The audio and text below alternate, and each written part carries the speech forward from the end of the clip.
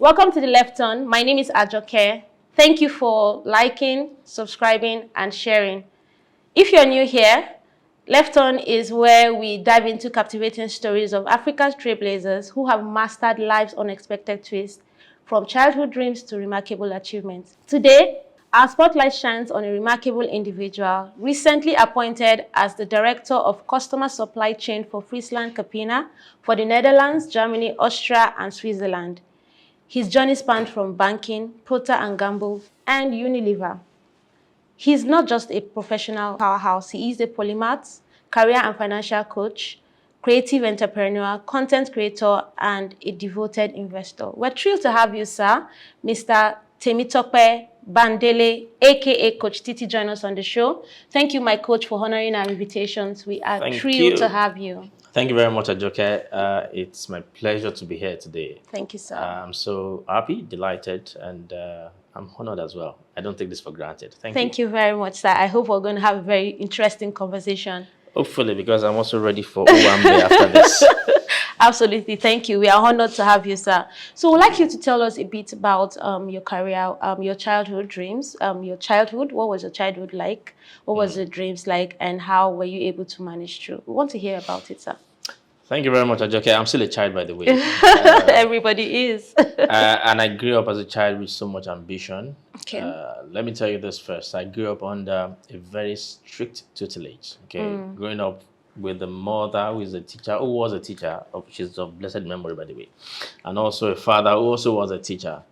You can imagine how the kind of discipline you have in that kind of family is.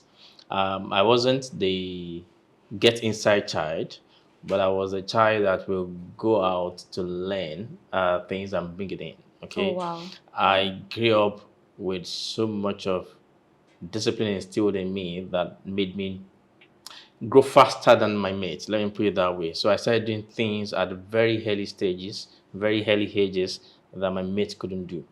And I think I give thanks to God and also to my parents. I started cooking at the age of 5. Wow. Okay, cooking for the family at 5, 6. Cooking what? Okay. I'm from Ekiti. So my mother actually had my own pestle, a very Pounded small yam. one. So when they're pounding, I join as well. Yeah. So learned several kind of cooking, several kind of meals and stuff. And growing up wasn't that easy.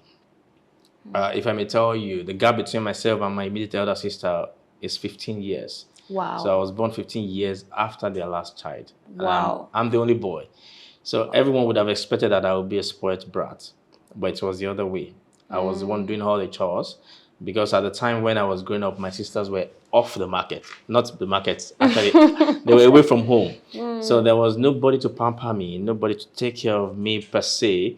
So I learned everything on my own. I learned cleaning, I learned washing, I learned quite a lot of things that my kids today now, I'm struggling getting them to do that at their early stages. So that shaped me in a way to get to be overly independent. Okay. And that really helped me to learn so much at the early stage that life is not all about what can be given to you. It's about what you can also give to life.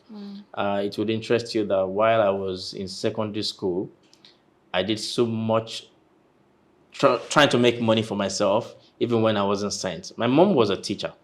Yeah. In the same secondary school that I was, is a story from that day I used to get beaten for scoring lower than any other person in the class. Wow.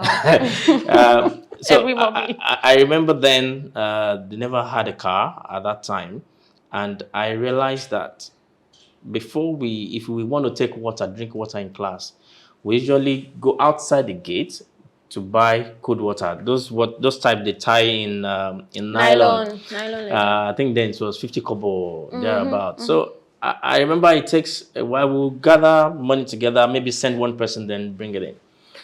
And we had this fridge in our house. And the only thing we kept in that fridge, because we grew up learning not to take cold water or ice water, as it was called. Was that based on health or? Yes, my father was very particular about health, and he was like, drink water but not cold water after your meal. So you will never see water in our fridge. So it was not about the it was more about health. It was more about health. Okay.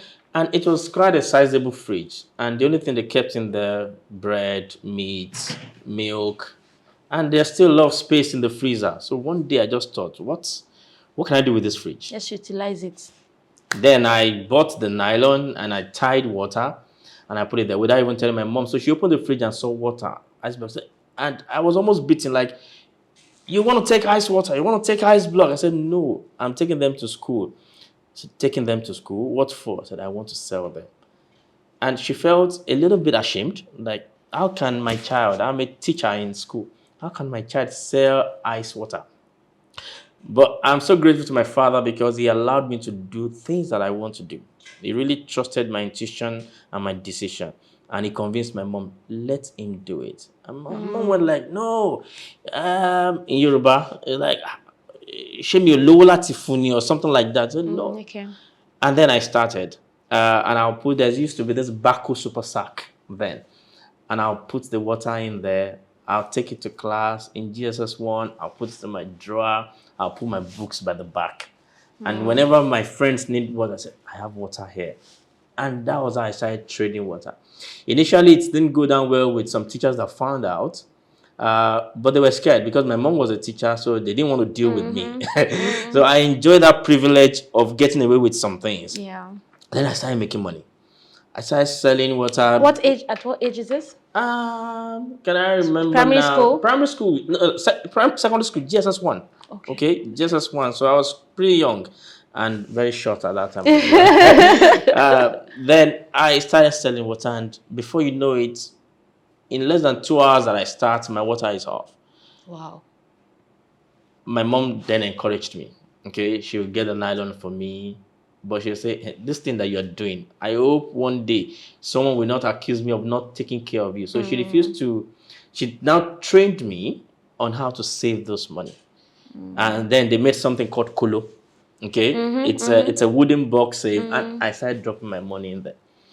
I didn't need the money for anything, but that mentality of having to have my own money was the satisfaction that I needed. And I started feeling really proud about it. I did that. And gradually, my business of water became, I couldn't meet the demand. People from other classes would come. So ask for water. My mom bought a cooler for me. Okay. And then I started putting my water in the cooler. And you put it in the car of a neighbor that drives towards my school. They would drop it for me at the gates. I'll find my way to bring it in. I became known for ice water. Methodist High School, Elisha. And then gradually the demand was more than the supply, and before I know it, or before you could say Jack, one other student joined as well. Then another joined, and the school encouraged it. The teachers allowed it, and within 2 or 3 months, a teacher got into our business. Wow. And then she started selling water. So when the teacher got into that business, we had to let go because she actually made it a large scale. She has a car, then she'll bring the coolers. She started using us also. So she'll bring it to us, we'll sell for her, she tips us. Oh, nice. And that was how we gathered a lot of money. Not a lot in that time, but at least something. And then I started doing other things. I started selling biscuits. I brought biscuits to school. But my mom's fear at that time was that this would affect my studies. Distract your studies, okay. But it never did. So she tested that for about a term. It never did. I wasn't the brightest kid in school, in class, but I'll be in the first 5 most times. Most times. And first 5 is... yeah, I will usually be in the first 5. And gradually that opened my mind to the world of entrepreneurship, to what I can do by making money myself. And then we used to live very close to a secondary school at that time. And I see during closing hours, while I was coming back from school, the kids were also leaving school, how they scrambled to get things to buy. Then I started this in my house as well. In the morning, I'll put it there. I'll make my granules ready, okay, and the water also ready. And I close very early because I now have some money. So rather than trekking back home, I take bus. Transport. So I get home very early, close at 2, I'm home by 2:15, 2:30, thereabout. So the other students that stayed back to play, I can sell to them. Ajoke, guess what? I made a reasonable amount of money at that point in time that I could start a shop in front of my father's house. Wow. Wow. Okay, a mini, all those tabletop shops in front of my It's father's amazing. house. And guess what? This was what my mother retired into. She had to build a shop in front of the house itself inside this mini supermarket. When she retired in that shop and made it Wow. quite big and quite large. And she's always proud to say, my son started this business I for left me. it here. And I think that modeled me into the world of never to depend on anyone. Wow. It would interest you also that I went to school, and from the first year in school, my father passed. That's secondary school, No, in my institution. That was the first year that he passed rather. And when he passed, I felt my world crumbled. My father was my role model. I learned almost everything from my father when it comes to giving, patience, a lot of things, virtues, integrity. I learned all this from my father.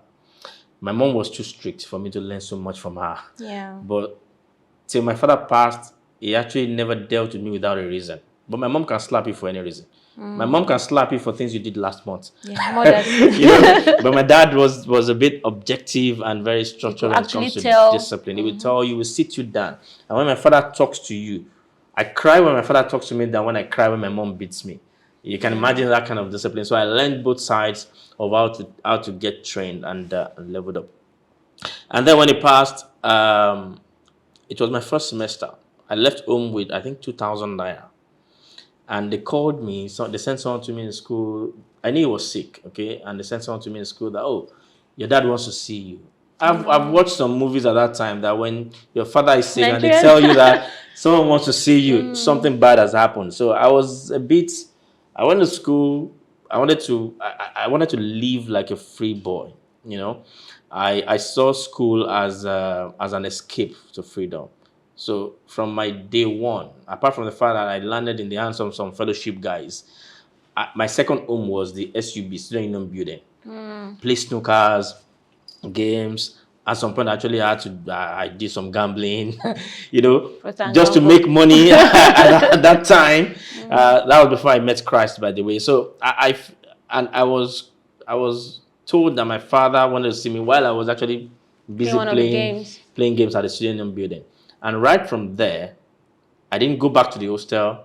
I left the person that brought the message and I started running because I knew something bad has happened. I ran. I didn't have money in my pockets. I ran to the bus stop, took the bus down to the town, and from Adwekit to Elisha straight away. I didn't have money in my pocket. I didn't even realize that I didn't have transport fare until I was about to come down and like, oh my God, this guy does not have a transport fare. And they called out, and I was like, okay, I'll give you when I come down. And I came down. I did as if I was going to bring something from my pocket, and I started running naked. Wow. I ran as fast as my leg could take me. The pain of losing the father and the fact that I could be caught and be delayed, and I started running. I thought the car would chase me, but I guess someone in the car was like, it's a small boy. Leave him, let him go. And that was it. And from then, I got to my condolence register. Oh, no. And the only thing I went to my mom, she was crying. And I said to her, don't worry. If it's about me, don't worry. I was the only child at home then. My sister was already married. My last sister, immediate sister, was already married at that time. And I would say to you today that I did not collect a single dime from my mom throughout the 5 years in school. Oh wow, because you lost your dad. Yes, and not because she couldn't afford it, but I just didn't want to be a burden to her. I want to give her that succor that I can fend for myself. Then what did I do? I started writing notes for people. I didn't used to read, but by writing notes for you. So then I never missed class. Okay, I left the NFA way of life, no future ambition. I became a Jesus boy. That was the year I met Christ as well. That same year your dad died. Yes, I became a very devoted fellowship guy. So I was living my life in a triangle: class, hostel, fellowship. Class, hostel, fellowship. So I never missed a class. Okay, but when I'm in class, I write my notes. So, and I then sell to those people that will not attend class. And by the time I'm writing notes for them, copying my own notes into their own notes, that was how I studied. Sticking. So I didn't have time to really, really sit down to study. So I wrote notes for people. You're recreating notes. So Yes, recreating notes for people, collecting money from them. My hostel was a 3-floor hostel. So some lazy guys would not want to fetch water. We had to fetch water from the tap downstairs. So I'll fetch water for them, okay, and get paid. Then I've saved enough money at that time. That was when GSM came out. When GSM came out, I know a lot of people want to become, the hint thing. They want to buy phones. And I saved then. The line I still use today. Wow. Then I saved and I bought that line. I traveled from Ado-Ekiti to Ile-Ife. There was no SIM That's card. MTN, right? MTN. There was no place to buy in Ado. It was only in Ife then at that time. I bought a phone. Then it's this Samsung R220, with blue screen. I was one of the biggest boys in terms of there. And I also bought for people. They sent me and I bought for them. Guess what? On my way back to Ado, I passed by Elisha and something just struck me. Like, Tope, the SIM card was 50,000 naira. I can remember. The phone, I think, was 55,000 naira. Yes. So about 105,000 naira. I said, how will you feel as an undergraduate? You're carrying 105,000 naira just to make calls to people that probably don't even like you, or to do what? And I just stopped by. And I branched at a printer shop. And I asked him, can you please make a beep? You know those beep, like a Jesse stuff. And make your call here for me. Wow. And then I asked him to make a banner as well. Right, that was right there in Elisha. And then I went home. My parents were in Elisha then. My sister met me that weekend in Elisha. And I was throwing out my phone and I was telling her make call here. I'm going to make business right there. And she told me she was going to Redemption Camp. That do I want to go? That was my first time of ever wanting to go to a camp. Then I've met Christ. I've attended Redeemed. So I wanted to be in camp. But when she was taking her Bible and load, I was packing my own beep and my make your call make stuff. your calls here. From the gate of the Redemption Camp here, I wore my beep. She misplaced me. I lost her. And I started making calls for people. Wow. Until I was caught. I was caught at the camp. It's not allowed? It's not. I think they have to register or something if you have to do a business. So I was doing it illegally and I was caught. I was taken to some places. They announced me on the screen that one side was somewhere. It wasn't a funny thing. My sister came to save me.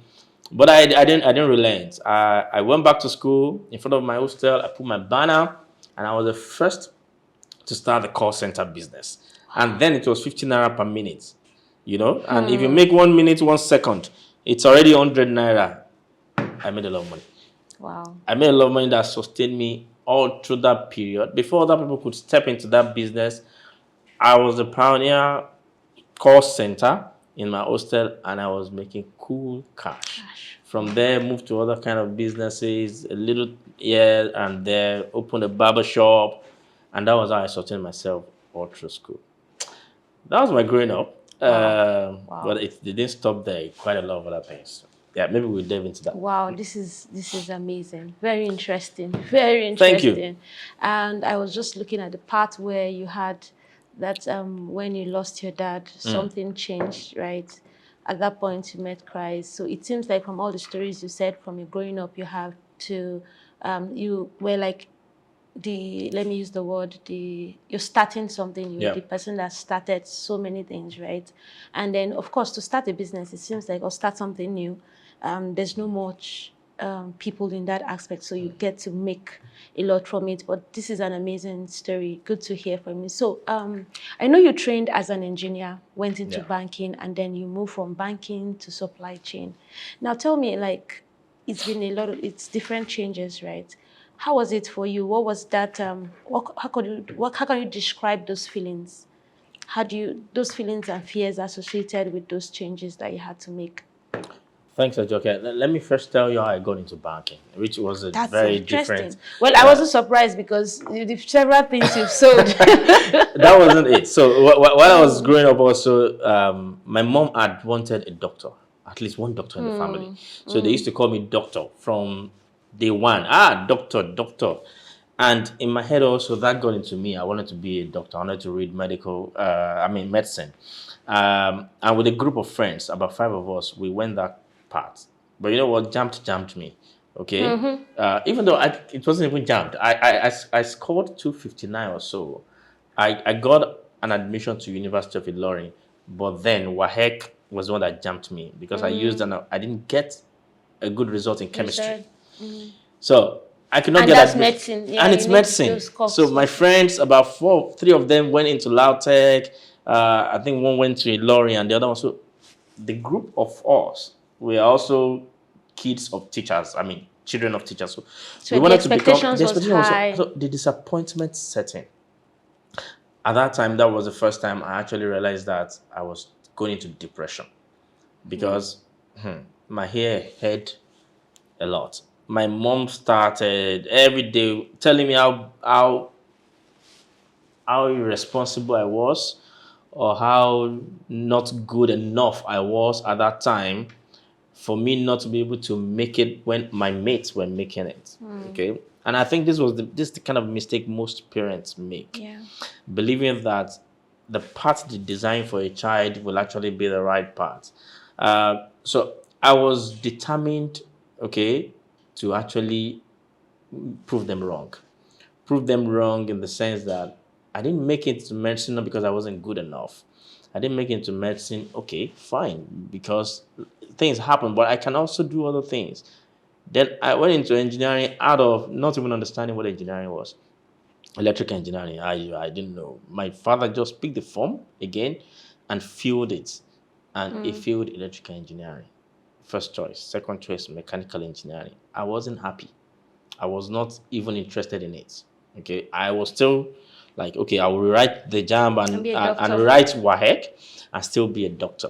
So But doctor, was it a thing you liked, or it was just out of the fact that they've called it you was doctor? out of the fact that I've been called doctor, not because I actually love it.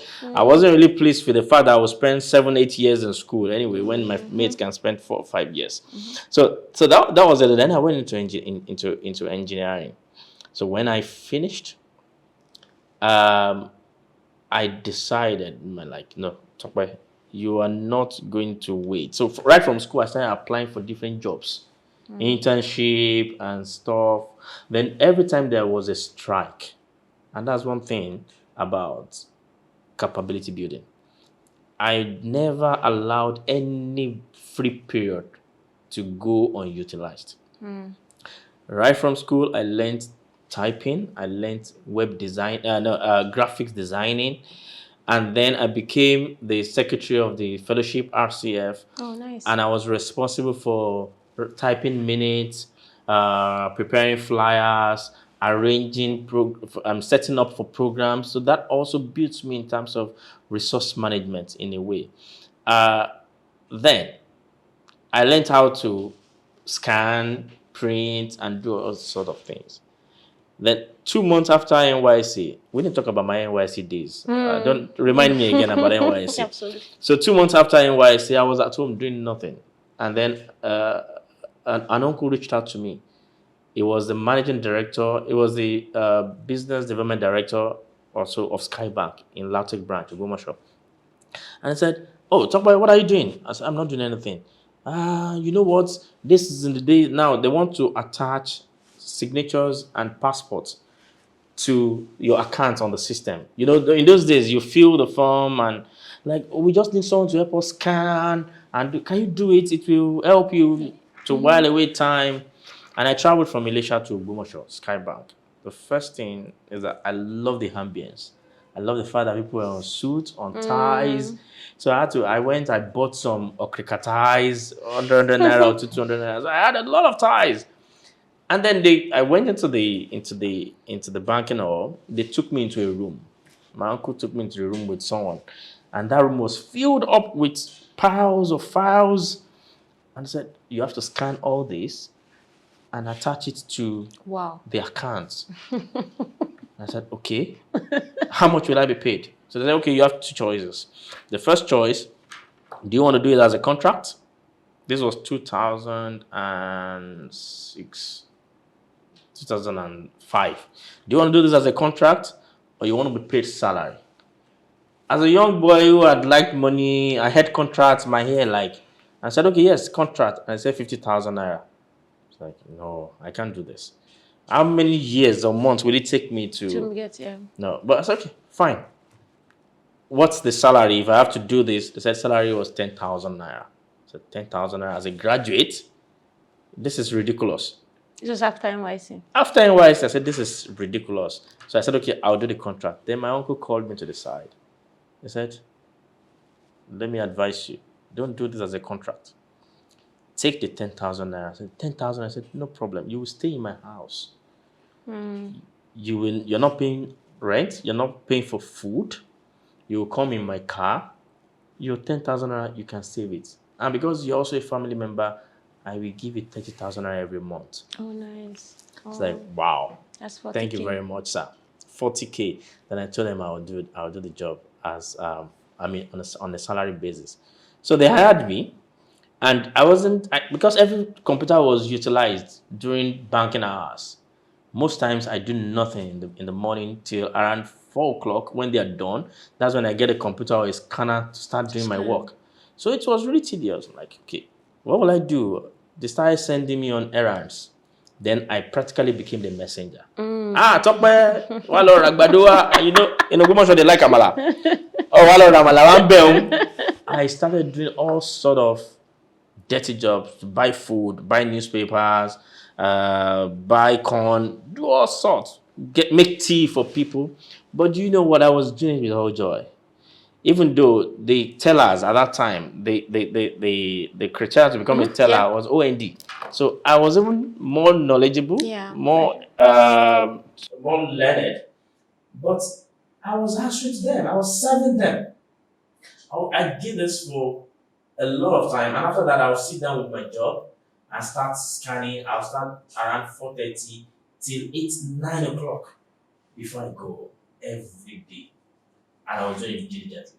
But guess what? The period while I don't do anything, I made sure that it didn't go unutilized. I started helping and supporting them at the bulk tellering room, ATM machine. I was responsible for issuing out ATM cards, clearing jams at ATM machines. Gradually, I learned how to work out jams and operate ATM machine from the back end. I did quite a lot of other stuff until one certain Monday. And I'm always the first to come to work. Always the first to come to work. That's why the fact that it's 10,000 naira, I'll wear my tie. Okay? People in the banking of the students, because the student center, they didn't even know that this guy is almost sharing doing house a boy job. They thought I was one of the bankers. And then I got to the bank this early morning. I was waiting for them to open the door, and I saw an official car parked very close to the office. Who could that be? 8 o'clock, the door was open. 9:30, the door was open, and people came in, few people, and this tall gentleman also walked in. He was at that time the regional director for Skybank. Okay, he came unannounced. He covers the entire Osun, your state, and all those Osun. And he came into the bank and said, shut the door. Unfortunately, because I had to clean, make tea for some people, I found myself in the banking hall. I wasn't supposed to be there. And in my head, I was like, which kind of wala is this? What am I doing here? And the guy said, shut the door because he didn't want anyone else to come in. Yeah. And then they all circled around him. And he introduced himself and asked everybody to introduce themselves. Oops. The first person, this is the cash officer. I'm the teller, blah, blah, blah. I'm the customer service officer. In my head. What am I? What am I going to call myself? The battle kept going on in my head for like, my feet were cold, my hands were shaking. I was like, who am I? And when he got to my point, he just said, my name is Tope Bandele. And I kept quiet. Guess what the man said? He said, what do you do? He didn't ask me, what is your role? What do you do? Wow, that was the ticket for me. And I said, I do everything. From clearing the ATM machines to issuing out ATM cards to supporting people at the bulk teller when there's crowd. I also help in opening of accounts. I support in clearing and resolving accounts issues. I do this, and I also print for people, for staffs, and then I handle the Flex Cube app by scanning and doing this. And I went on and on for like 3 minutes. Wow. And I was looking at me. I said, yeah, that's what I do. And that was the end of the introduction. And he just walked into the brand manager's office and stopped the introduction. Guess what? They were going to hit me raw, like everybody. Like, what's your problem? Who are you? You are too proud. You are this. He just asked you. I said, hey. He asked me, what do you do? He didn't ask me, what is my role? One man even had to tell me that you are nobody here, you are just a messenger. I said, yes. But he didn't ask me for my role. I would have said office assistant. But he said, what do I do? Everything I said, don't I do them? So, yes, but this, but that. So it was tough for me for the next 2 hours. Was like I was like Daniel in the lion's den. After like 2 or 3 hours, someone came to me. I always sit with the security guys outside. They said, I can mention his name. His name is Ayo Abino. I said, Ayo Abino wants to see you. I was like, what? That call just came. Why? Why are you scared? The worst is he will fire you. Okay? Another thought said, why would he even fire you? Were you even hired? Do you have a letter? Why would he fire me? So I went into the office and he looked at me. I just said, see me in Ibadan on Thursday. In Ibadan on Thursday. Okay, why didn't you just tell me don't come again tomorrow? Things like that. And I said, okay, sir. And I went back home. My uncle that I was staying with, I said, what's all this? He said, just go. I said, I won't go. I won't go from Ogumosho to Ibadan to be fired or to be embarrassed. He said, just go. He gave me transport fare and I went. From Ogumosho, I left Ogumosho, I think 5 o'clock, first bus. And I got to the head office of Skybank in Ibadan. I sat there. This man came in around 8 o'clock. They told him I filled all the form. He walked past. I sat at the reception. 8 o'clock, 9 o'clock, 10 o'clock, 11. I was getting hungry. I was hungry as well. I'll go out, buy water, biscuits, come back again. Guess what? I was there till 4:30. Nobody attended to me. Wow. And around 5 o'clock, he picked the suitcase again and he was leaving. See, the anger in me just came like, no, I will give it to this man today. I was young, but I was like, what's rubbish? How could you delay me for a whole day and not? And he came out. As I stood up to say, sir, but I'll be. He said, Kenny, this boy is still here? That's the secretary. Why have you not given him his letter? I said, sir, you've not signed. And I went on the secretary table and signed. Congratulations, you're the kind of person who won in Skybank. Oh, wow. So Wow. Oh, from Omisha to... I looked at the letter, customer service officer, Skybank, the same branch that I was a messenger. Customer service officer. And I looked at the salary. I think it was 125,000 naira. Wow. From 10,000 naira. And then, for you to get into the bank, you have to do tests, assessments, they put them in one location, do all sort of things. I was there, I was just dumbfounded. To make the matter worse, the same branch, you know, I know that there's a CSO. So, mixed feelings. I didn't know what to do. Apparently, my uncle already knew. I had informed him. I got home very late that Thursday. Friday, I could not go to work because I don't even know what I would meet. So Monday, I summoned courage. And I got, as I was entering from the gates, I just heard, welcome, sir. I was like, The security man was like, Baba Kazim, stop it. What's all this? Are we not, like, Yeah. what? And I entered into the banking hall. I saw balloons. My seat was decorated. Are you serious? Because the customer service officer at that time used to be the boss of all the tellers. They report into the CSO. And that was how I became the boss, the manager of all the people that were sending me on errands to buy, to make tea. Wow. Those that would call, Tope, come here, what? They started saying, sir, all right, sir, now I have this authorization for you to make. Without any training, without any test, without any assessment. And guess what? That same Friday before, they moved the CSO in that branch to another branch. Wow. And then I became the CSO. Wow. I ran that job for like a year before moving to Procter & Gamble. So I just thought I should also share that. It's a very interesting one. Thank you for sharing, really. Moving from Obonishe Omodo. to Chief Customer Officer. Yeah. Amazing, amazing. So, but I would like to ask you, moved from from banking to this. Do you have any? I know change can be challenging, right? Do you have any fear, uncertainty, and while you're talking about maybe your experience from where you moved from banking to your career to where you are now, are there fears and those moments those contemplating, do I do this, do I not do this, right? Do you want to share a bit about those challenges, those fears, those doubts that you have before moving to the next one? Thanks, Ajoke, for that question. See, naturally, changes will come with a lot of anxiety. And I wasn't immune against that. So there were times when I was scared of the kind of change I want to make. I moved from that bank and also into Procter & Gamble. I get crashed. A friend of mine called me and said, oh, they are writing tests. I said, hey, go and write now. Did they invite you? I said, yes, but you can get crashed. Get crashed. A multinational company. No, that's not possible. And he said, let's try. Give it a try. And that is one thing that has always worked for me. I am ready to take risk, calculated risk, provided that even if I make a mistake, I have the opportunity to correct that mistake. And I remember when I wanted to move, when I got the job with Procter & Gamble, my mom was like, You were still in Skybank then? Yes, I was in Skybank. I left to get crash, and I passed the test, and I was hired in Procter & Gamble. That was my first move into supply chain. Then you get your results immediately. Only 29 of us out of over 2,000. I went to Jogo Center and I met over 2,000 people. Wow. Gate crashers and real invitees. And 29 of us passed. Okay, and then we started like a management trainee journey. They called us tech at that time.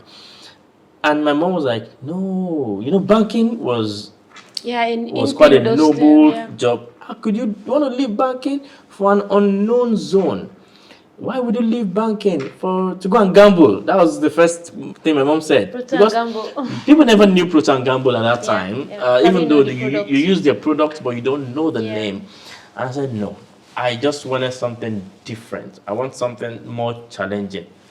I needed a bigger organization. I needed a bigger career for myself, and Procter & Gamble offered it. I would say that the mindset change for me was out of sheer hard work. At that time, I saw what I was doing at the banking industry as routine. I just opened accounts, the same thing. I wasn't quite challenged, and I'm quite a restless person. If I get to keep doing something that looks too much like a routine, then I get so restless. And then that is when I know I need to change. And that has really helped me in a way to know when to say no. I have to stop. And I don't also underestimate the part of God. I'm a firm believer, and I let God lead in all my journey, in all my direction. That doesn't mean I haven't made mistakes. I've made the wrong career move before. So I've made the wrong move before, just for money. Okay, when I moved from Skybank to Procter & Gamble, I was having a very good career. I was in the procurement department, doing very, very well. Then I got an offer. Someone reached out to me then on, I think, LinkedIn also. And they offered me an head of procurement job in an oil and gas servicing company. I was like, oh my God. This is it. If you see the pay was times 4 of what I was earning in Procter & Gamble with an official car. How is that a wrong choice? You can say that again. No one knew. I didn't know it was going to be a wrong choice. I thought, yes, now I've made it. I wasn't married. I was doing so well. Then I moved. I left Ibadan into Lagos. Okay, big boy in Lagos, an official car, a very beautiful office, head of procurement, setting up an organization. But I didn't know that I moved into hell. It was a company with zero integrity. Zero. So it got to the point, as head of procurement, I was bribing. I had to bribe people to get things done. I was being asked to do unethical stuff to get job done. I was like, no, this cannot continue. Why did I leave a multinational company that has so much of ethics as part of their value into an oil and gas because I wanted so much money? Now I have the money, but I don't have peace of mind. I joke, there was a time I was even asked on a Sunday to leave my church to go and buy car for another procurement manager of another oil and gas company. Just because we were bidding for a job at that time. So I was like, no, God, how did I find myself here? So when I had the opportunity to move to Unilever, I didn't blink twice. I went for that interview, and then they made a mistake. Oh, sorry, not a mistake. They said, okay, you've succeeded. Can you please share your 3 months pay slip? I was like, oh, well, I did. In my mind, don't ask me. Just give me this job. I want to get out of this hell. Yeah. But they insisted, part of the requirements. And when I gave the pay slip, I never heard from them anymore. That was the end. With my own hand, I had to go and start begging them, please now, how much do you want to pay? Leave this pay slip. And I know. Someone had to tell me, see, we cannot afford you. I was like, says who? Who says you can't afford me? Is it you or me? It's me here. An opportunity to make that choice. Let me just come. So it was difficult for them to make that. At some point also they felt, what was this guy running from? Why is he so desperate to leave where he was working? So they started making some background check, probably thinking I was about to be fired or I had an issue. I was also very smart to understand that. I wrote official letter directly. Said, please make all the inquiries, make all the investigation. This is why I wanted to leave. So I gave them the reasons and I told them why. Guess what? I was hired eventually into Unilever with 30% of what I was earning.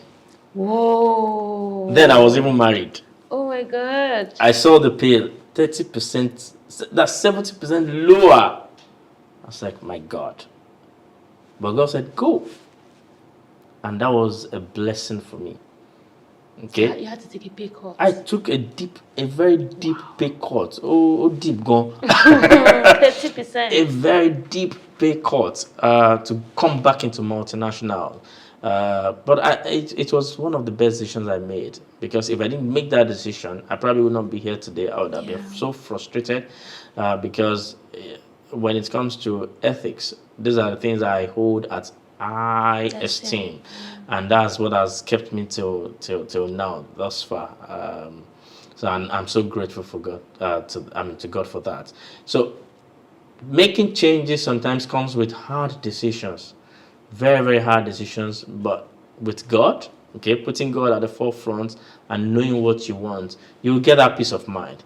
So at the point, whenever I get that peace of mind to move, then I do.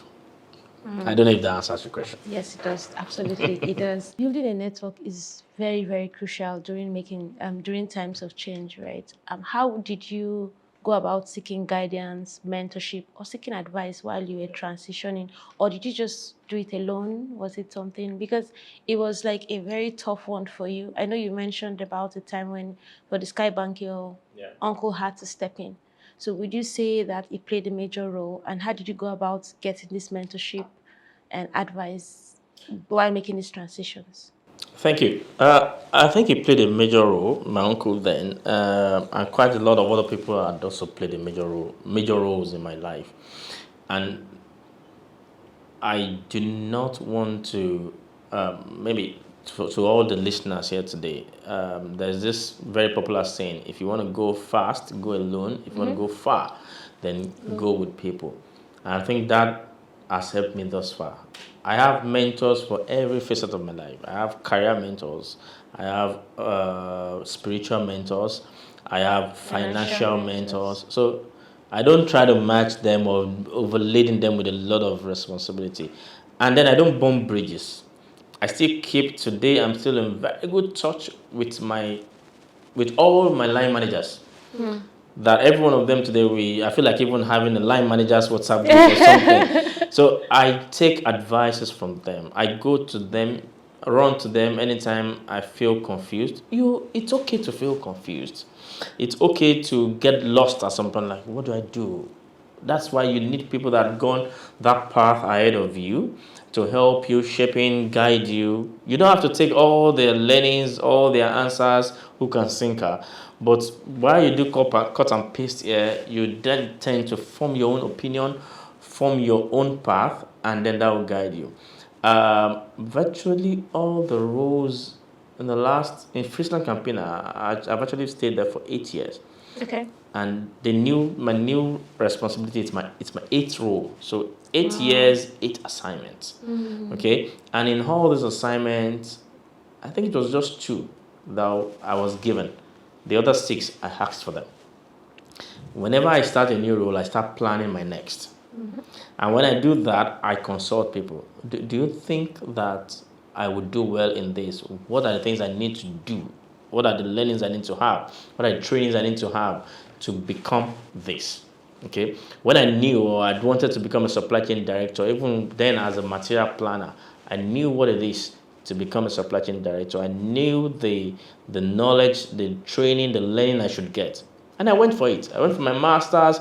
I went for several leadership courses. I read. I'm not a very good reader, but I select the books I want to read, and I read. But I learned mostly from people that had gone ahead of me, and that's why I tell people, when you're working and you say, my line manager is bad. It's not this. You never know when you will ever need him. Twice now, I've been called back by line managers. My current role, I'd worked with them 3 years ago, okay? And now, when there was an opportunity, the first person he remembers was me. Please bring Titi. I would love to work with Titi again. I believe that he can do this. When my first role into management, when I became a director, my director called me from his holiday and he said, Titi, you know what? I got another assignment. He's a Dutch guy, and I'll be leaving Africa business back to the Netherlands. I just thought I should inform you. Do you know what I said to him? And I said, his name is Bart. He's my mentor now. I said, Bart, who's going to replace you? He said, yes, we will think about it. We'll probably bring in someone else from Netherlands. I said, can I ask you for a favor, please? Can I get this role, but not the position? And he was confused. I said, yes. I've studied you well enough, even though I wasn't ready at that time to become a director. But can you take a risk? 6 months. Let me step into your responsibility. No promotion, no letter. And if after 6 months you feel that no, I wasn't still ready, then the management can decide to hire someone. Wow. And he said to me, do you know what you're talking about? Do you know what you're putting yourself up for? I said, it's win-win or lose-lose. Let me try it. Okay? I'm just going to take additional responsibility. Don't replace me. Don't replace yourself. I'll combine your role with my role. Okay? The responsibility. I don't want the financial benefit. And that was it. Wow. They gave me that test, and 2 months into that role, they confirmed me and gave me a letter. Nice. What if I sat down and said, okay, you're going to bring in someone else? All right, that's fine. We'll look forward to that. And no, I took that bull by the horn. And I could do that because I have also learned to build capacity. Whenever I'm in any position, in any role, I don't just do my job. I do my job and I do my boss's job. I get to know that I'm ready when my boss can go on leave, on holiday, and hand over fully to me, and he comes back and everything is intact. I tell people, I said, don't ask for promotion. Don't keep complaining I wasn't promoted. What have you done?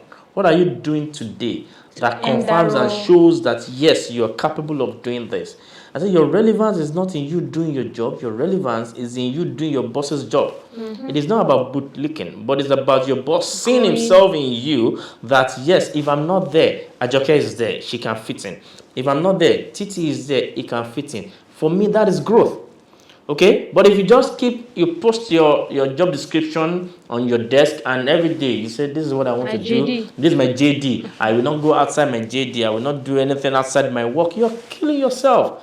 So what I've learned to do over the past 16 years is not to do only my job. is to do my boss's job. Expand your And that capacity. helped me to gain that relevance, that helped me to build capability. Another thing is this. In all the jobs I've done or I've asked for, I make sure that at least I have a knowledge of that job. Don't just make a noise when you are empty. All right? Even though I will still need to gather some additional knowledge, some tactics, some styles, some leadership style, but have a basic understanding of what is required of you on certain roles, in certain jobs, in certain functions. When I moved into logistics from planning, I had nothing about logistics and warehousing. I had to learn from a very young guy, someone who was quite junior to me. I said, please learn. When I learned Excel about 15 years ago, was from a contract staff. I said, sit down, let me learn, please. I love to learn about this. So preparation, I said success is when opportunity meets preparedness. Yeah. Okay? Opportunities are everywhere. Opportunities are everywhere, but are we prepared for that it? opportunity? So most of the opportunities I've had, I was well prepared for them. When I took up that MT role, I was prepared for it, even though I was not ready, but I was prepared. Okay, when the opportunity came, the opportunity met preparedness, then I was able to succeed in that role. My new role also, I wasn't ready. I'm still not ready. I can't be ready. Okay, let me tell you something. Opportunity will always present itself as a difficulty. It is you, it is what you make out of it that will determine if you will succeed or you will fail. Opportunity is always looking like hard work. When opportunities arise, when it comes, you always, too much job. I have too much on my desk. This is becoming too much. That is an opportunity. That is an opportunity for you to shine. That is an opportunity to show the world, show your company, show your organization that you are the man for the job, that you can do it. When things go on smoothly and you're only doing your routine job and your JD, then where's the opportunity? You will not be able to shine that way. So you need to start looking for those difficult things, difficult problems that you can solve. Success is only when you solve problems. I tell people, if you're just here to do your job, you can only be paid to do that job. But if you want to earn a promotion, then do more than what you're currently doing. I also tell people, I said, he who does more than what he is paid for today will one day be paid more than what he does. Wow. And that is what everyone should have Great if you want to lesson. grow in career. Yeah. Thank you so much. Wow, this is interesting. This is a lot for me to take in, right? I've learned a lot just having this conversation with you. It's very clear that we have to be prepared for opportunities. Opportunities are everywhere, and so we have to expand our capability. Thank you so much. Now let's talk about Masterclass with Tope Bandele and My Investment Africa. How did you balance the transition in career, like with you have your personal stuff and you're doing very well at it, and still have so much commitment in terms of your professional commitment? Yeah. How did you create that balance? Thanks, Ajoke. So I wouldn't call that a transition because I didn't move from one to another. I don't know what right word to use for it, but I'll call it a blend. Yeah, having the both, yes, that's the right word. So I'll call it the blend. So MCTB, Masterclass with Tope Bandele, actually started during the pandemic era.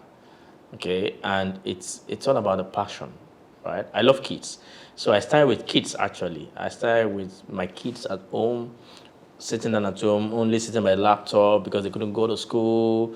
Then I was in Nigeria, so it was a bit too much for me to handle work and managing them. And that was the first time I ever had to stay at home with my kids at home as well. So I had to create something for them to get busy with.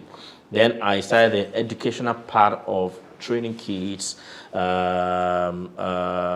using different apps and stuff. And before they introduced to their friends in school, it became a WhatsApp group. Then parents got involved and they wanted it. Then it became a full-blown family educational system in a way.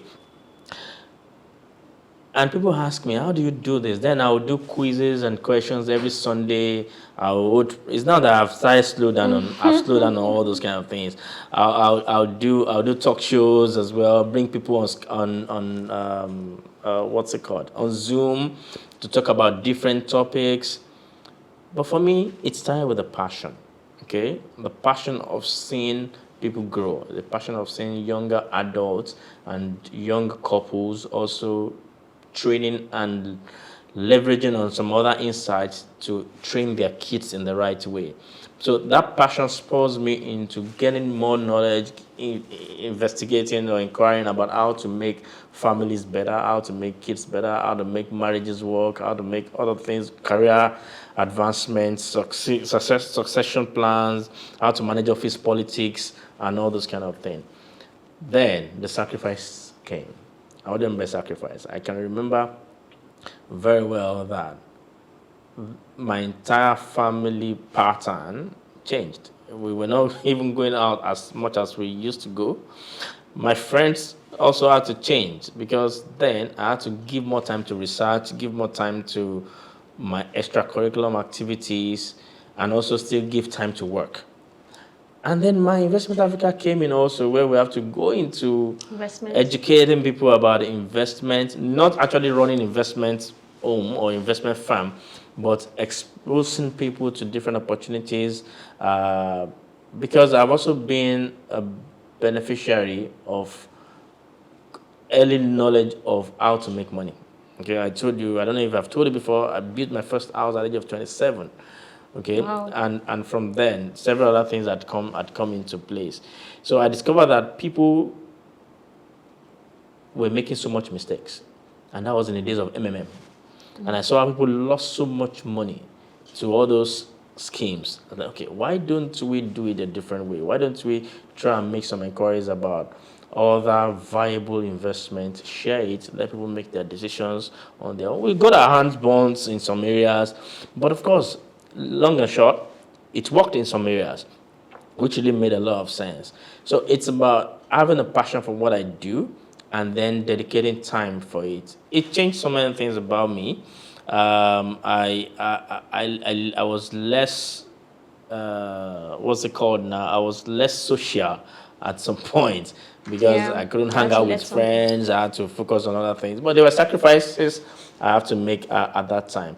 And you know what? I'm quite happy that I made all those sacrifices because seeing the results eventually really make me smile. I've seen people today, a friend, as I was coming here today, I was telling my driver, I was showing him a certain house of someone in my Investment Africa who actually had to buy a house through investment processes and stuff that we did. So looking at that, because they took me to the house, I saw it, I'm proud. I'm proud to actually initiate things like this and empower people. That's the right word. So it's not a transition, and managing it with my job today, it's about priority. What is priority to you? Some people today, priority to them is hanging out every Fridays. Okay, priority to them is actually spending a lot of money on other things, other frivolities. My priority right now is making money, okay, and saving money and empowering people as well, for my family and for people that need the money. So it's about also setting out a priority and then focus. There'll be reasons for you to see some things as failures. Okay, we've gone through a lot of things also together. Absolutely. There will be time that you'll be discouraged, like, is this what I wanted to do? Yeah. But no, just be focused at it, give it your best shot. When you know that you've done the best that you could do, everything that looks like failure at that time for me is learning. I don't see them as failure anymore. I see them as a learning into another word of how not to do it again, or learning how not to fail again, and that has actually shaped me and helped me. That's amazing. So I hear the sacrifices. So having how to make some of the knowledge you've shared is about sacrifices. You should be ready to make choices, to have a blend between career and your personal stuff. Sacrifices. You talked about passion, what you love to do. You talked about focus. You talk about priority. Yeah, you have to prioritize, okay, which you're doing, and then you talk about focusing on those priorities. And then after talking about focusing on the priorities, and then the final one is that learning. It's okay to fail, but make sure you learn from it. Thank you. It's an amazing share. Thanks. What advice would you want to give to individuals who are currently trying to contemplate a career transition and they're a bit contemplating whether to do it or not? And then finally, what is the most rewarding aspect of your career journey, as in your career journey, transition journey, basically? What has been that most rewarding? Is a two-in-one question. One is, what's the advice you're giving to people that are trying to transition and they're contemplating whether to take that move or not? And then the second one is, what is the most rewarding aspect of your career? How have embracing this change helped to shape your life or where you are today? Thanks, Joke. Let me start from the second one. Yeah. So every aspect of my career has been interesting. Absolutely. That doesn't mean that there were not times that I felt like, oh my God, what am I doing here? Okay, but it's about how I interpret it. Okay, it's about how you interpret that downcasting moment, or how you interpret that failure in quotes, okay, and how you turn it around for your own benefit. I'll give you an example. When I moved from Nigeria to Ivory Coast, I've never been to Ivory Coast before, and moving from Lagos, Nigeria to Ivory Coast, for me, I felt like, oh my God, what is this? And it wasn't on a promotion at that time, but I felt, Nigerian business was quite bigger. Why would I go into a smaller business? Yeah. I actually almost dropped my resignation letter, actually. Okay, but that was an eye opener to another Game realm changer. of excellence International. and success. Because there, every little action I did or I made a huge difference to them. And then the very first month I stepped my feet into that land, I said to God, I said, yes, I'm taking this land over. Ajoke, in 4 years, I left Ivory Coast now. In 4 years, and I left with a multi-million property in Ivory Coast. Wow. It's a separate story, okay? Wow. So it wasn't, I didn't see it only on the career part. I saw it also from opportunity and business side. And that was it. If I hadn't gone to Ivory Coast, if I felt, oh, no, this is not right. No, I don't want to go. I want to stay in Nigeria because I want to become the director in Nigeria. I also may not have become a director today because I got to become the part of the management team while I was in Ivory Coast. Okay, so I tell people, number one, I've said this before, see every challenge as an opportunity. Look at what you can benefit, what you can turn that down part to actually become something that you'll be so proud of. The best career move for now, the last 8 years for me, was my move to Ivory Coast. Wow. Financially, economically, everywhere, in every ramification, it was the best because I can boast of a lot of things that I achieved in that country. What was the first question? That's a game changer for you. Okay, the second question is, what was your advice to those people that are trying to contemplate the career move, but they're contemplating whether I should do this or not? All right, and to your first question of those that are contemplating whether to make a career move or not, I will say to them, first of all, understand what you're good at. Not all career moves are good for you. Not all moves are good because others are doing it. Today now everybody is doing japa. There are reverse japa now. I have people that are now reversing and say, yeah, I made a mistake. I'm not saying people should not japa into other things, but make sure that you do your research well and then play with your forehand. What are you good at? You cannot be good at everything. The move you're going into, the role you're going into, is it a role that you know, even though you do not have everything about that role yet, but you know that you can make the best out of that role? I'm not saying you shouldn't move out of your comfort zone into an uncomfort zone, but sometimes also it is not necessary to always look for uncomfort or discomfort. Okay, so understand what are what's in your forehand. What can you do effortlessly? What can you do without so much stress, without so much wahala, as we say in the lingua franca? So leverage on that. Okay, make your research. The role you're moving into, don't just jump into a role because your friend moved into that company. Or don't just jump into a role because you feel that this is your next thing and I'm not getting in the company where I am now. I should be a finance manager now. I didn't get it then. I'm moving to another company because they're offering me a financial manager role. You might be making a mistake. Understand the company's strategy, culture, and ethics as well. Does it align with yours? If it does, please go ahead. If your spirit, and then don't forget God in everything you do. Don't forget the God aspect. It is very, very important. Don't make a decision and then invite God. Baba, come and bless the decision I've made. It doesn't work that way. At the beginning, involve him. Let him know what you're going into. Then he will guide you. He will lead you right. Commit your path, your ways unto him, and he will direct your footsteps. Yeah. So I never left God out of all the equation in my life. And at the same time also, I move if I know that I will add value into where I'm moving to. I don't have a competition. My only competition is myself. So for me to grow, I need to beat my own record. But when I'm in a company or in a position, in a role that I do not get records to break anymore, that is a signal for me that I have to move.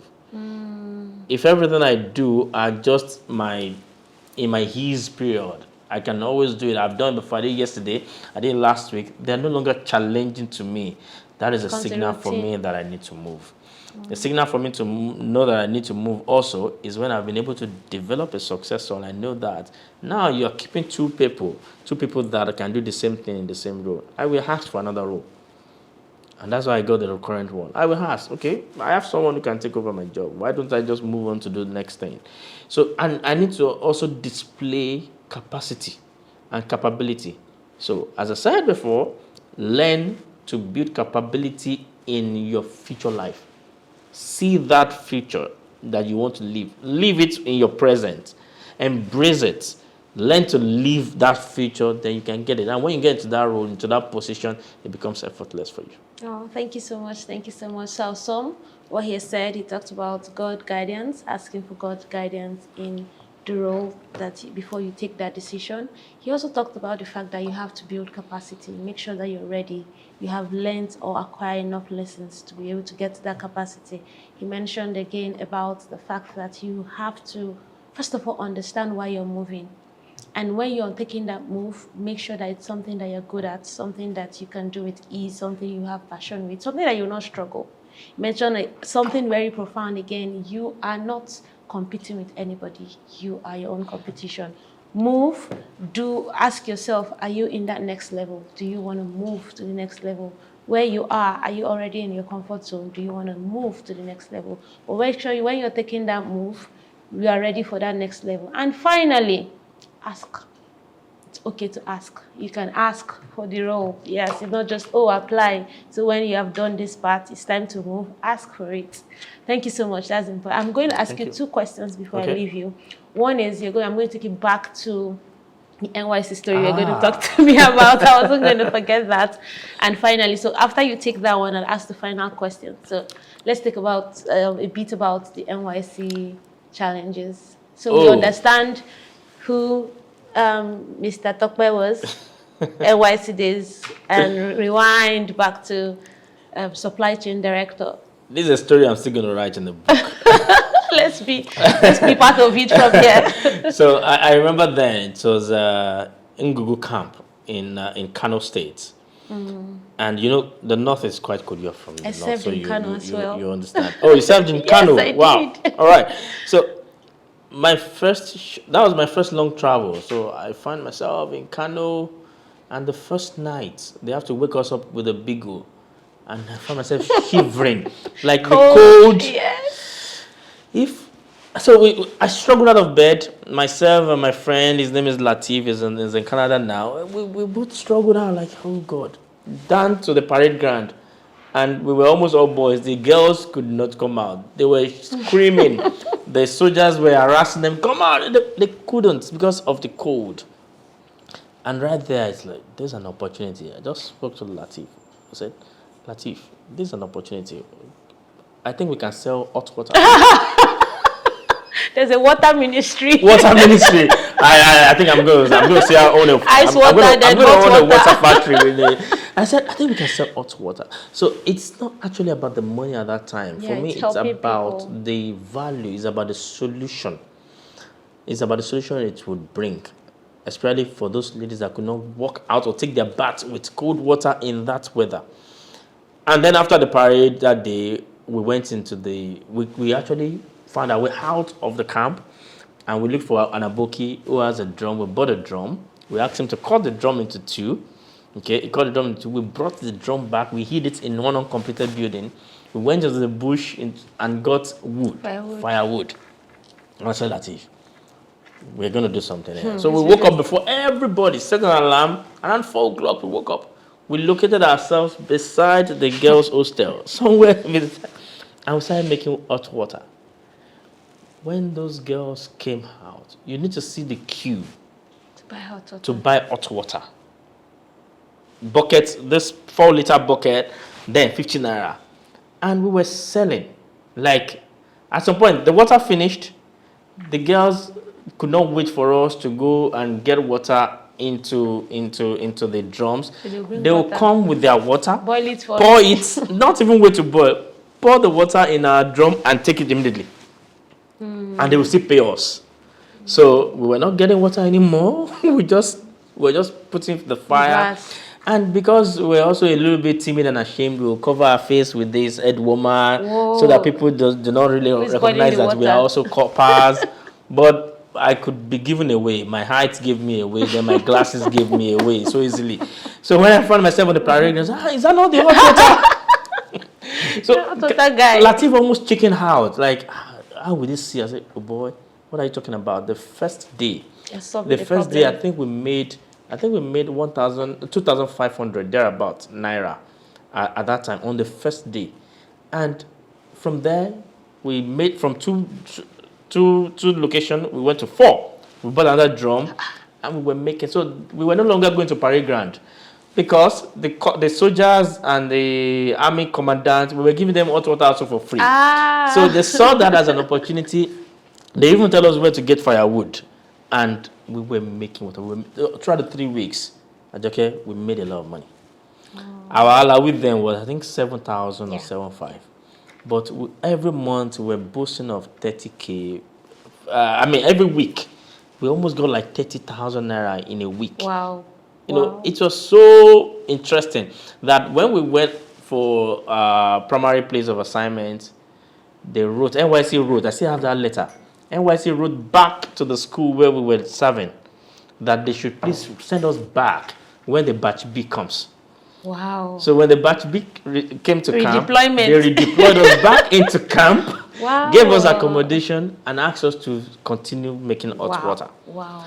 We made that for batch B again. Then the wife of one of the commandants took that business over. And I think today maybe they're still making hot water in Google camp. So that's also, it's something I'm so proud of. Like, I'm never ashamed to do small businesses, and that has helped me till date. I was talking to a group of people, and I told them that when I got married, myself and my wife, we said, you know what, school fees will not come from salaries. And how will that happen? We had to plug a business into fending for school fees. Today, what they call Owonje in Nigeria, in Yoruba, does not come out of salary. Something else is catering for that. So even though I no longer do all those smaller business, I had done laundry before. I was slapped one time for staining someone's clothes. While I was working with Procter & Gamble, I had a laundry service business. Okay, because then cooperative society, I joined cooperative society, and they were selling washing machine for 30,000 naira, and you have to pay for 6 months. That's 5,000 naira per month. And in P&G, then we used to wear T-shirts, blue and jeans. How many shirts do I have? Why do I need a washing machine? But I bought it. I bought the washing machine. I printed a flyer immediately, exclusive laundry services. I did not know how to do anything. Do you know what? I walked up to a laundry servicing company. I walked up to the guy. I said, how much are you paid here? Ask. I said, yeah, it's salary. But I said, what if I give you 20 naira per shirt to just iron? Don't wash. Just to iron for me. I said, you will do it. Come to my house. So I put the washing machine. Wow. After work, I'll go around banks to collect. Don't come to me. I don't have shop. I put an address, but I will never allow you to come. I'll go around banks in Ibadan. I already tell them on BlackBerry Messenger then the date of pickup. I'll collect clothes, take them home, put them in the washing machine, wash. Then leave my house. I had a 3-bedroom flat. For these guys, start ironing. They were ironing and collecting 20 naira per shirt. Now they find customer give me. So at some point it grew. I bought another washing machine. My fiancé then, who was also in UI, joined the business. We started doing it together. We had some women To now, as washing machine is washing, the women are also using their hand. For those that cannot wash. And we were making our money. And okay, in 2007, I bought my first car from laundry. A Toyota Corolla 1999 model. Now so. From laundry. Wow. From 30,000 naira washing machine that I paid for 6 months. And the breakthrough came from one particular actor that I will not mention his name here. And I was told, I was watching for one professor in UI, and he told me, I have this guy, he's an actor, but he's told me that his laundry guy left Ibadan. I said, I've been washing since, I'm a very good. And I went to meet him, a very popular Yoruba actor till date. And he said, oh, okay, sorry, my laundry guy just left Ibadan, and are you good at it? Of course, laundry, I was born to launder for people. And he opened a room filled with clothes. That reminds me of the room filled with files in Skybank. Filled with clothes. He said, yes, he's been buying t-shirts. He's a national fan. He's been buying t-shirts every time because he didn't want to. I loaded clothes. I moved 3 times. And that was the third week of me buying that washing machine. And when we counted, I counted for almost a day. Counted the shirts. Wow. And when we counted everything, his bill was 67,250 naira. And he gave me a check of 30,000 naira immediately. That 30,000 naira I can't forget. I was like, washing machine, ye. It's 30,000 naira. He just bought it. He just bought it. And from there, he then introduced me to the group of actors, and I was focusing more on their costumes. When they want to go for movie shooting, they go and they bring the costumes to me. I wash and launder, pack it for them.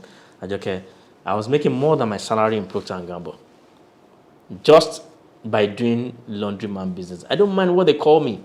I'll go into their location sometimes to pack clothes. They say, Alagba for you. Boy, Alagba for you. Where's that laundry boy? I'm here, sir. They didn't know this guy is at least an associate manager in Procter & Gamble at that time. Wow. You know? So those are kind of things. They are smaller businesses, but they were catering for bills. I bought a camera. I was like, why camera for what? I'm a cameraman, but it was the book of people who are having cameras. I quickly made another flyer, exclusive studios. It's still on Facebook today. If you go there, exclusive studios. And myself and my fiancée, now my wife, we always look at in Ibadan for obituaries and wedding invites. We will enter, crash your wedding. Okay, we had a printer. She's printing, I'm snapping. As I'm snapping, I'm removing the card. We had two cards. She's printing there, wait and get, giving it to them. It got a point. There was a particular day that I went to one Celestial Church in Kure, Harvest, whatever. We went there. Someone in my department saw me. This guy. I couldn't wear shoes into the church, because it's barefooted, snapping pictures. My fiancé was outside under canopy printing. But it was covering a bill. We were making a lot of money while my other friends at that time just thought, they couldn't do it. They were enjoying their own salary and borrowing to meet up, to catch up. These are the things I did. I bought a land, built a house at the age of 27. Okay, so several other things. We got a house. The security guy in the compound left. We didn't have security guy. And the compound, the security house was quite a small one. I spoke to the landlord, can I rent your security? He said, no. I said, let me rent it. I rented that place. I turned it to a video rental house. I was renting out video DVDs. Yeah, those Nigerian movies. Yes. Wow. Then I had someone there. The guy started serving as a security and also a video guy. In front of my house, I opened a barbing salon. Okay, so all these smaller things were things that actually, if you gather all these things together in a month, there was something significant. But people were like, no, I can't, me doing barb. I didn't know how to barb, but I had exclusive barbing salon in Ibadan. And I would still go to that barbing salon, sit down quietly for my turn to barb. They didn't know I was the owner of the barbing salon. So I may not have a barbing salon today. I may not be able to do laundry today, but there are other things also, bigger ticket things that people would not really look into. I remember, I know we don't have a lot of time. I remember a woman I gave an advice to. She lost her job in the bank, and she was living in Opik Estate, a very it's a developing area at that time. And I said, what are you waiting for? You have house help. You're paying the house help 40,000 naira. Buy beans. Let her begin, make more money, put the money, let the house help go there and sell to the artisans, the bricklayers. And she's like, are you sure? I said, you don't need to pay the house help anymore. She's already earning 40,000 naira. You're not doing anything at all. And you're complaining you don't have money. When you, on your entire street, there are estates coming up. Here, as I was coming, I saw several estates coming up. People want to eat. And she started that. Her mother joined her. They will make the money in the morning. The house help will take, the first day the house help went there, Joke, she went there, I think, around 10 o'clock. She came back before 11. Sold off. Wow. Today, this woman has a full-blown restaurant at Opik Estate. Wow. She used to be a banker. Wow. So don't think just look for the opportunity. Look for opportunity to serve, an opportunity to solve problems. With that, success will come. Wow. Wow. This is amazing. That's a lot. Yeah. Whoa. Okay, so I will still ask you the last question. I'm glad Yes, I asked that one. But the question is, I know you are into investment. What actually inspired that decision? Was it? I know you. Is it based on passion or based on life? Basically, I know you're into investment in terms of real estate and all that. So, what inspires that decision? And just tell me one issue, like one challenge you actually, yes, you said you've been burnt severally. Just share one experience. I've not been burnt several. Sorry, let me allow you to finish. Yeah, okay. Well, maybe the time you were burnt, or maybe better still, that's one investment that didn't go well, and how did you able to manage it or go out of it? Yeah. Because you do a lot of investment. I'm actually part of one of the investment clubs. So how did you, first of all, what inspires that decision? Second of all, because definitely there are times that things go bad, right? How did you cope, and what did you do to go out of it? Thank you, okay. I think what inspired me into investment, it's the story I shared while I was growing up, savings, okay? And also maybe Nigeria happened to us. We just realized that salary is not enough and you have to do other things. Okay. And rather than just keeping the money somewhere, I thought, why don't I make use of that money to turn it over several other times. And the most important one is that I'm an unrepentant risk taker. So, show me the risk, I will gladly take it. Because I just believe that if I don't, let me put it this way, I don't see risk as what if it fails. No. I look at it from the other side. What if this is the only shot I have to success? I remember when I came to Lagos and I needed to invest in a property with a big company, and one of my friends discouraged me and said, no, this amount of money, you don't do that. How much are we talking about then? 35 million. I said, what if? I said, I'm going to take a loan. I don't have 35 million. But I'll take NHF loan, I will take bank loan. He said, no. He advised me, called his wife to beg me that, what if I lose my job? I said, why are you thinking like this? I said, why are you saying, what if I lose my job? What if I don't lose that job? Okay? And I went into that property, bought it. 4 years, 2 years, 3 years down the line, the property was going for almost 70 million. Nice. From 35, double already. And I invited my friend to come and see, and he was shocked. The wife was actually like, but I told you then too, why don't you just key into this? Only about 2 or 3 years. So it's about taking the risk, but calculated risk. I have spreadsheets everywhere, and I don't take risk that I cannot stand by. So any money I cannot lose, I will not invest it. Okay, and also at the same time, I don't invest and close my eyes. That's why I don't do some other stuff that. And when I said I got my fingers burned, I did when I had to actually close my eyes to some investment and run it the other way. And then I lost money.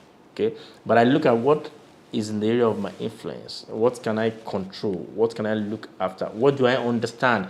People just go into investment today without even understanding the content or the metrics or the returns. How is the money being generated?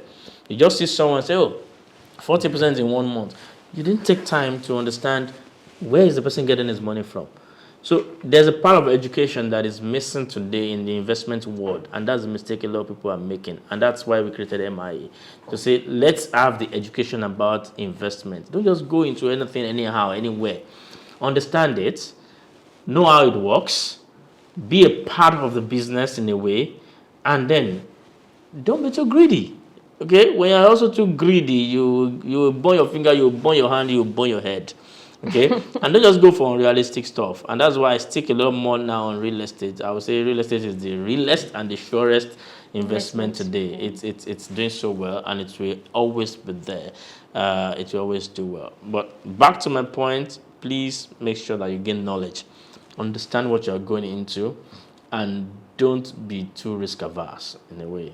Take risk, make it calculated, get your documents ready, get it done, do your analysis, do your research very well, do your due diligence very well.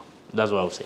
Thank you so much. Thank you. Much. Oh, it's been a lot. It's been an amazing time with Coach Titi. He is my coach, yes. So thank you so much for Coach Titi. It's like, I want to wish you all the very best. Thank you very much. On your next endeavor. Definitely we're going to be visiting Netherlands. Please come. Please come. You have a home already. All right, thank you guys. It's been great having Coach Titi. Please like, share, and subscribe to my channel. Thank you, and see you in the next episode.